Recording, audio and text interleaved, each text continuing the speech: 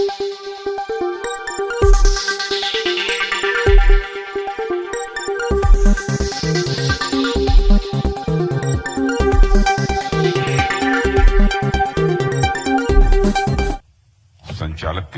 को पूरा करना मैं समझता हूं कि उसे वह अनिवार्य समझता है, तो शायद प्रभात जी ने इसीलिए सोचा कि यदि मैं आमंत्रित कर रहा हूं तो कुछ डेंटिंग पेंटिंग सेंटिंग जरा राजनाथ सिंह के भी करके उनको आमंत्रित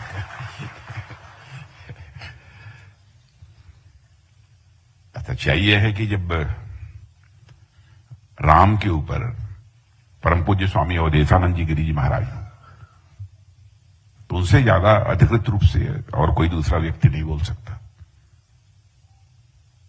और आपने देखा कि एक देश के माने जाने मूर्धन्य साहित्यकार आदरणीय राम बहादुर राय जी ने बहुत ही संक्षेप में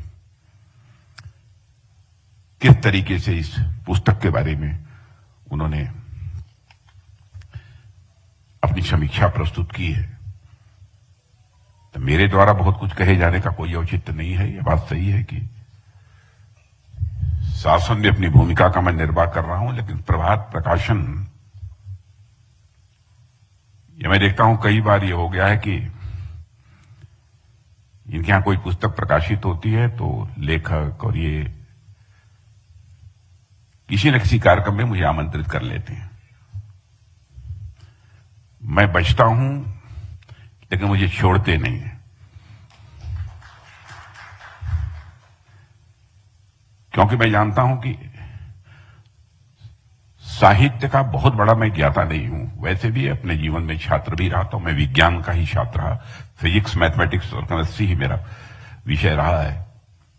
लेकिन यह भी सच है कि बहुत सारे लोग जिनका कि विज्ञान से संबंध रहा हो,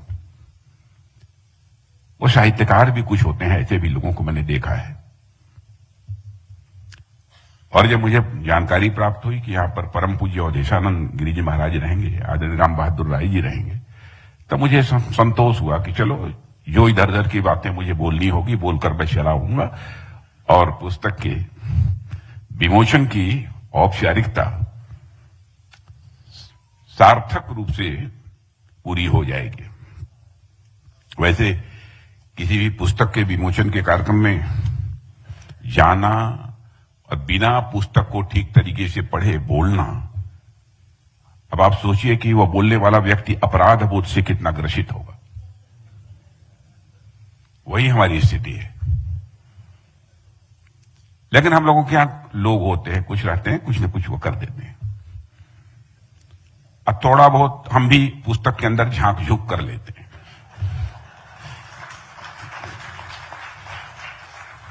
और आकर आप लोगों के सामने बोल देते हैं। लेकिन दिग्गज हस्तियां यहां पर हैं। परम पूज्य स्वामी अवधेशानंद गिरि जी महाराज, उन्होंने बोला, मैं मान लिया कि सब कुछ काम पूरा हो गया। आदरणीय राम बहादुर राय जी ने भी जो भी बोला है, और यहां पर हमारे देश के माने जाने मूर्धन्य साहित्यकार श्री हेमंत शर्मा जी बैठे हैं, ये भी यहां पर उपस्थित हैं। अच्छा रहा होता कि इनको भी सुन लिए होते।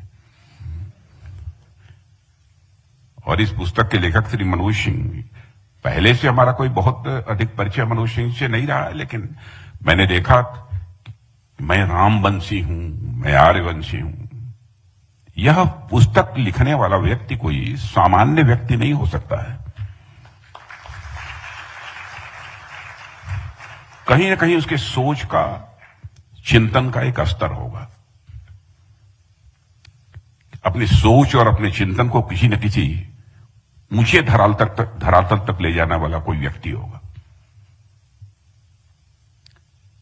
इसीलिए मैंने अपने इस कार्यक्रम में आने की सहमति दी है। अब दूरसंचार सेवा से जुड़े हुए अधिकारी हैं मनोज जी, और वैदिक साहित्य और सनातन धर्म पर मुझे बतलाया गया है कि इनकी कई किताबें छपी हैं, और आगे भी ये चर्चा कर रहे थे कि और भी कुछ पुस्तकें वो लिखने वाले हैं।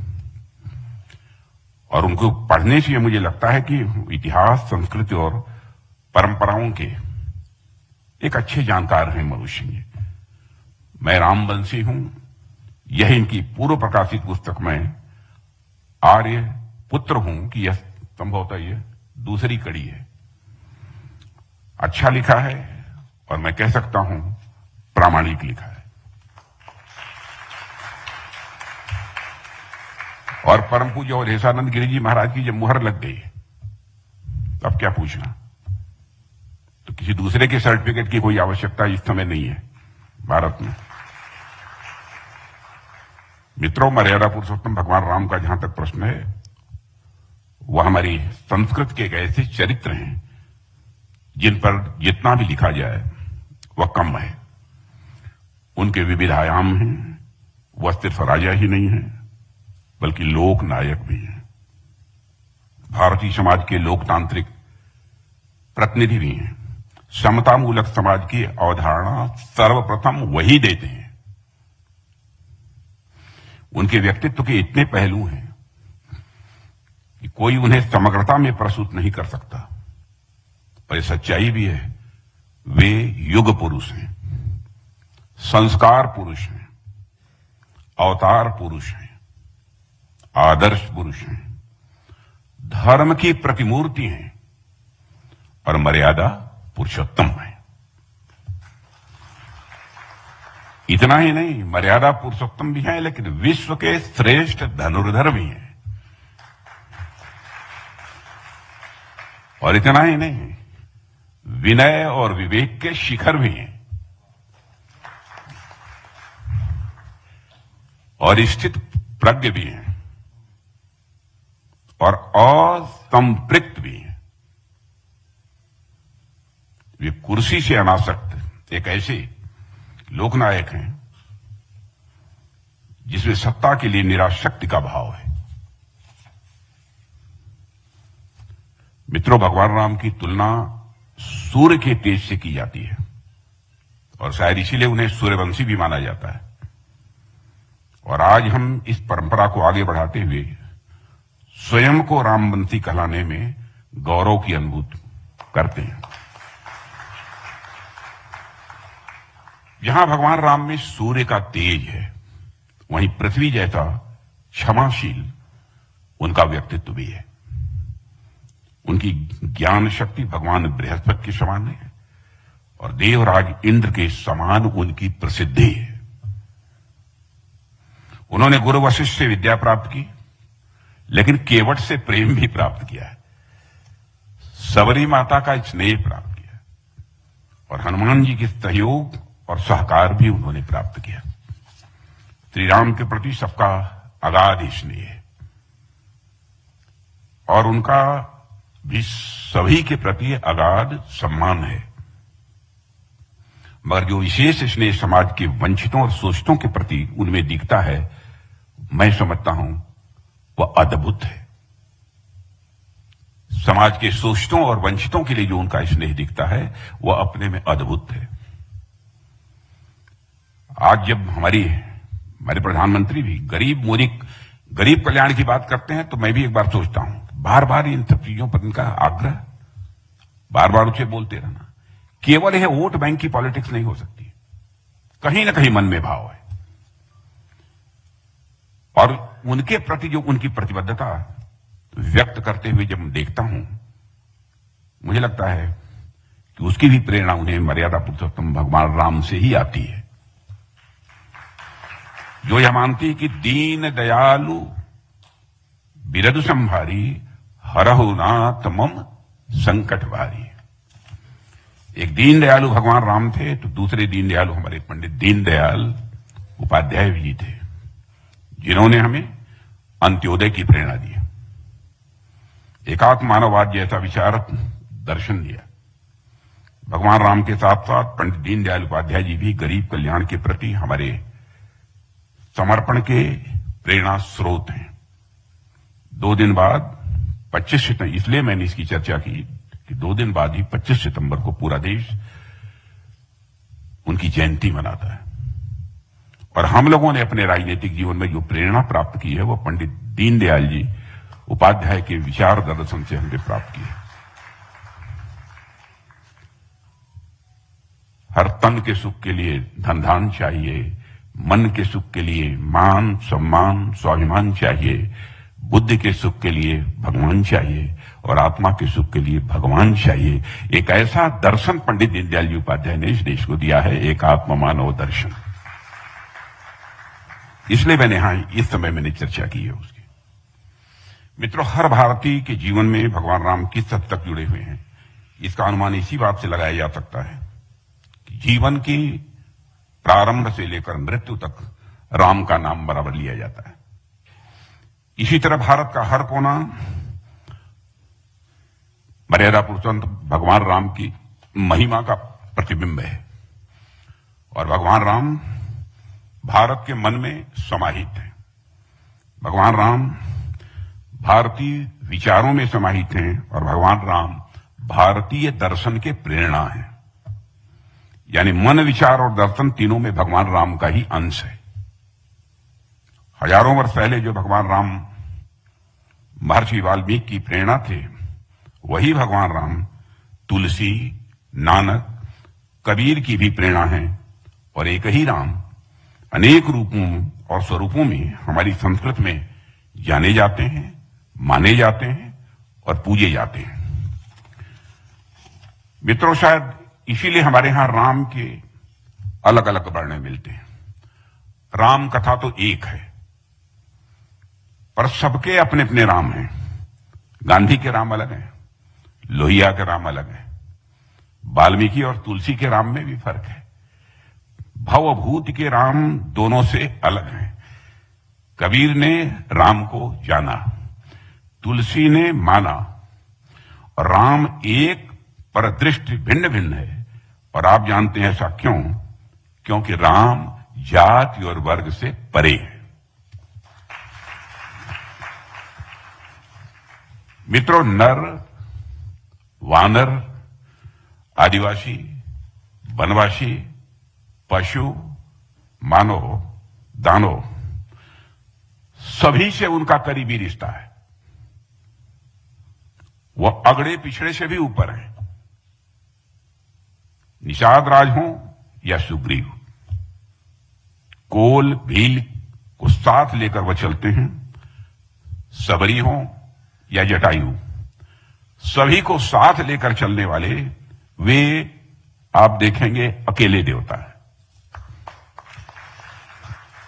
वह वस्तुतः ऐसे अकेले देवता हैं जो समाज में जातीय वैमनस्य को खत्म कर सब नर करहि परस्पर प्रीति के सिद्धांत पर चलते हैं। वे भारत के आदर्श भाई ही नहीं, प्रजा के लिए न्यायप्रिय, नीति कुशल राजा भी हैं। इसलिए वे आज भी उतने ही प्रासंगिक हैं जितने थे और भविष्य में भी इतने ही प्रासंगिक वह रहेंगे। बेशुमार ताकत से अहंकार का एक खास रिश्ता हो जाता है, इसे तो आप सभी सहमत होंगे। लेकिन अपार शक्ति के बावजूद राम मनमाने फैसले नहीं लेते हैं। जिन्होंने रामायण का अध्ययन किया होगा, रामचरितमानस का, वो जानते होंगे। वे लोकतांत्रिक अपने को बराबर बनाकर रखते हैं। सामूहिकता को समर्पित विधान की मर्यादा वो अच्छी तरह जानते हैं और इन सब के बावजूद वे मानवीय करुणा क्या होती है इसे भी जानते हैं और वे मानते हैं कि परहित सरिस धर्म नहीं भाई, पर पीड़ा सम नहीं अदमाई। मित्रों, महात्मा गांधी को भी जब आदर्श नायक का नाम लेना होता है तो उन्होंने राम का ही क्यों लिया? कृष्ण और शिव का भी वो ले सकते थे, लेकिन राम का ही नाम लिया। दरअसल राम देश की एकता के प्रतीक हैं और गांधी राम के जरिए हिंदुस्तान के सामने एक मर्यादित तस्वीर रखने की कोशिश करते हैं।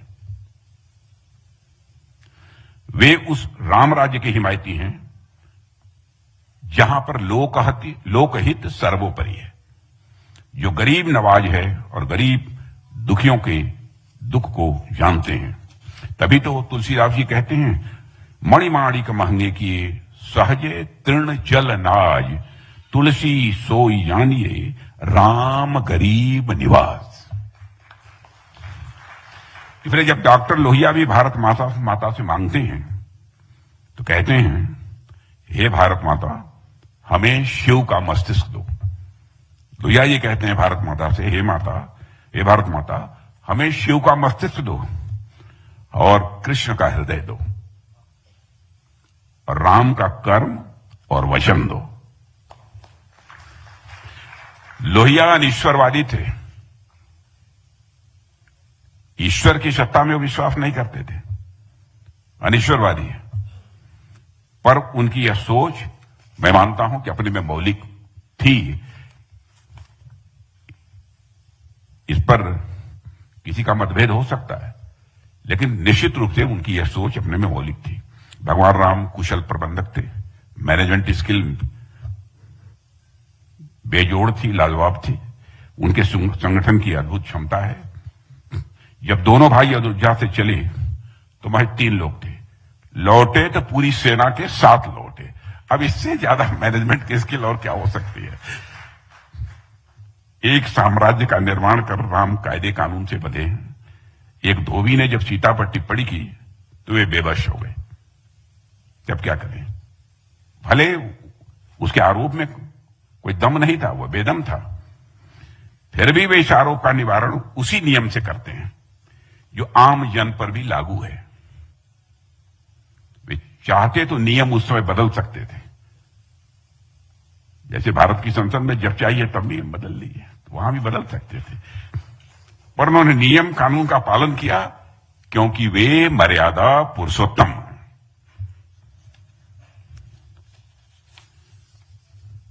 और मित्रों, जैसा कि मैंने पहले कहा कि राम का अनेक रूपों में वर्णन है और उनमें से कई एक दूसरे से अलग अलग तरीके से भगवान राम के चरित्र का चित्रण करते हैं। इसके बावजूद कई लोगों को ऐसा लगता है कि रामायण काल में महिलाओं का यथोचित सम्मान नहीं किया जाता था। मैं इसके बहुत विस्तार में जाने की आवश्यकता तो नहीं समझता, मगर इस बात को जोर देकर कहना चाहूंगा कि रामायण राम कथा महिला सशक्तिकरण की प्रतीक है।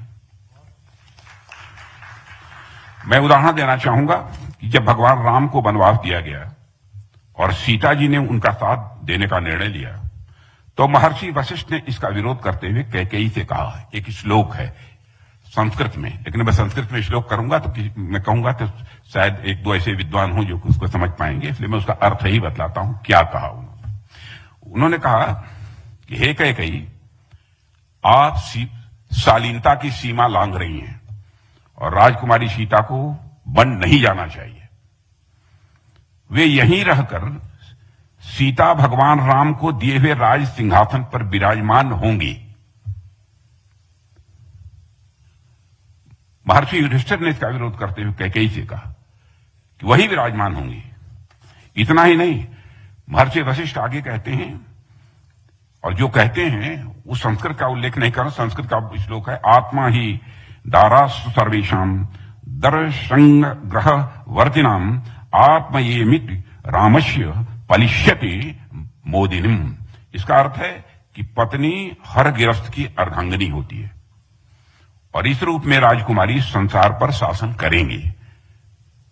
उनका यह सुझाव था और यह महर्षि वशिष्ठ का कहना है, जो यह बताता है कि रामायण काल में महिला के शासन को सामान्य बात मानी जाती थी और इसका स्वागत किया जाता था। यदि ऐसा न होता तो शायद वो वशिष्ठ जी ऐसा न कहते। ऐसे एक नहीं है, अनेक उदाहरण हमारे प्राचीन इतिहास में देखने को मिलते हैं जिसमें महिलाओं के साथ समानता का व्यवहार होता था। इसीलिए तो हम लोगों ने भी भारत की संसद में नारियों से संबंधित विधेयक पारित किया है और इसलिए पारित किया कि महिला सशक्तिकरण भारत की सांस्कृतिक परंपरा का एक अभिन्न अंग है और गुलामी के लंबे कालखंड की वजह से महिलाओं की भारतीय समाज में स्थिति बहुत अच्छी नहीं रही, मगर आजादी के बाद से ही यह स्थिति फिर से बदल रही है। मैं कह सकता हूं महिला सशक्तिकरण के कई कदम, इसमें कहीं दो राय नहीं है कि हमारे प्रधानमंत्री ने उठाए हैं और यह कोई छोटी बात नहीं है कि भारत को जब आजादी मिली तो केवल पुरुषों को ही मतदान का अधिकार नहीं मिला, बल्कि महिलाओं को भी पुरुषों के समान ही मताधिकार का अधिकार मिला था। जब कई विकसित देशों में महिलाओं को मताधिकार पुरुषों की तुलना में काफी बाद में प्राप्त हुआ है। दुनिया के कई ऐसे देश हैं। साथियों, महिला सशक्तिकरण को इसी सप्ताह एक नया आसमान मिल गया है, जब संसद के एक विशेष सत्र में सर्वसम्मत के साथ नारी शक्ति बंधन अधिनियम पारित हो गया है। महिलाएं ज्यादा बजा रही हैं, पुरुष जो है संकोच बजा रहे थे। जो हमारी महिला राष्ट्रपति के हस्ताक्षर होते ही मैं समझता हूं आज बन गया होगा अथवा बन जाएगा, जो ही उनका हस्ताक्षर होगा। साथियों, मनोज जी के पुस्तक में भगवान राम की शौर्य गाथा है, समानता और युग निर्माण की कथा है, और इन विशिष्ट गुणों का विराट स्वरूप और ऐतिहासिक पक्ष यह किताब उद्घाटित करती है। और इस किताब में अयोध्या की कथा भी है, इक्ष्वाकु वंश की गौरव गाथा भी है। और इस ऐतिहासिक कार्य के लिए मैं मनोज जी को दिल से हार्दिक बधाई देता हूं, और भविष्य के लिए उनको मैं अपनी हार्दिक शुभकामनाएं देता हूं। और किताब में प्रभु राम की कथा के साथ साथ राम भक्त की भी कथा भी है। दो युगों की कथा का समानांतर लेखन इस पुस्तक को मैं मानता हूं कि विशिष्ट बना देता है। और मैं एक बार फिर पुस्तक के लेखक मनोज सिंह जी को जहां पर मैं अपनी शुभकामनाएं देता हूं, इस उत्तम लेखन के लिए उन्हें बधाई देता हूं। वहीं पर प्रकाशक श्री प्रभात जी को भी मैं अपनी तरफ से बधाई देता हूं। और साथ ही मनोज जी की इस सफलता के लिए मैं समझता हूं कामना करने की जरूरत नहीं है। जब पुस्तक में ही राम है तो मैं समझता हूं कि निश्चित तरह से राम का संदेश जन जन तक इस पुस्तक के माध्यम से भी पहुंचेगा, इसी विश्वास के साथ। और यहीं पर मैं पुनः पूज्य परम पूज्य अवधेशानंद जी महाराज जी के प्रति हृदय से श्रद्धा की अभिव्यक्ति करते हुए, और साथ ही साथ हमारे बहुत ही हमसे वरिष्ठ रहे, जिनका नेतृत्व पहले मुझे प्राप्त हुआ है, मार्गदर्शन प्राप्त हुआ है, ऐसे आदरणीय राम बहादुर राय जी के प्रति भी आदर की अभिव्यक्ति करते हुए